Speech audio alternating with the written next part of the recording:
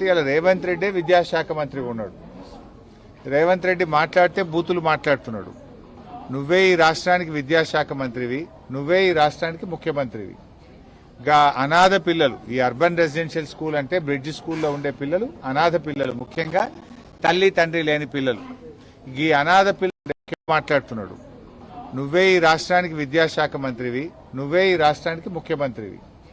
గా అనాథ పిల్లలు, ఈ అర్బన్ రెసిడెన్షియల్ స్కూల్ అంటే బ్రిడ్జ్ స్కూల్లో ఉండే పిల్లలు అనాథ పిల్లలు, ముఖ్యంగా తల్లి తండ్రి లేని పిల్లలు.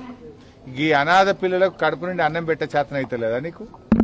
ఈ అనాథ పిల్లలకు కాస్మెటిక్ ఛార్జెస్ ఇవ్వడం చేతనైతలేదా? మాటలు పెద్ద పెద్దగా మాట్లాడతావు కదా. నేను చెట్టుకు కట్టేసి లాగులో తొండలు జొరగొడితే అప్పుడు అర్థమవుతుంది నీకు. ఈ అనాథ పిల్లలకు కూడా అన్నం పెట్టని రేవంత్ రెడ్డిని కొరడా దెబ్బలు కొట్టినా తక్కువే, చెట్టుకు కట్టేసి లాగులో తొండలు జొరగొట్టినా తక్కువే. నీకే మాట్లాడొస్తుందా? మాకు మాట్లాడరాదా? అసలైన తొలి వెలుగు. ఫాలో వాట్సాప్ @తొలి వెలుగు official.